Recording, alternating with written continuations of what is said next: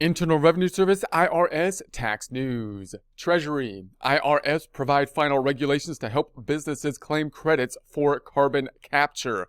IR 2021-05, January 6th, says 2020 here, but I think it should be 2021, January 6th, 2021. Washington. Today, the Treasury Department and Internal Revenue Service issued final regulations. There's a link to the final regulations here regarding the credit for qualified carbon oxide capture using carbon capture equipment placed in service on or after February 9th, 2018. The final regulations help businesses understand how the credit for qualified carbon oxide sequestration may benefit those claiming two carbon capture credit amounts, which are up to $50 per metric ton of qualified carbon oxide for permanent sequestration and up to $35 per metric ton of qualified carbon oxide for enhanced oil or natural gas recovery purposes. Neither of these new credit amounts contained in the Bipartisan Budget Act of 2018 is subject to a limitation on the number of metric tons of qualified carbon oxide capture. The law also expanded carbon capture to include, quote, qualified carbon oxide, end quote, a broader term than qualified carbon dioxide, end quote.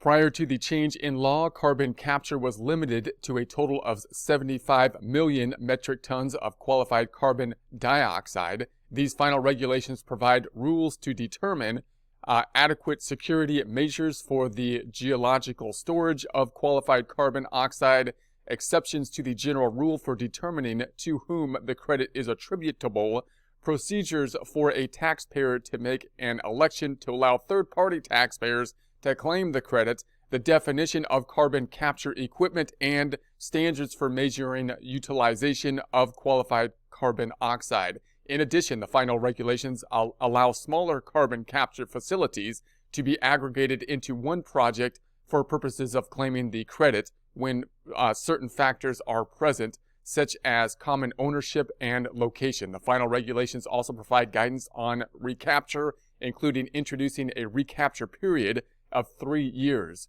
Under these rules, credits must be repaid if carbon oxide leaks into the atmosphere during a 3-year period after the initial storage or injection. The Treasury Department and IRS received written and electronic comments responding to the proposed regulations. A public hearing on the proposed regulations was held on August 26, 2020.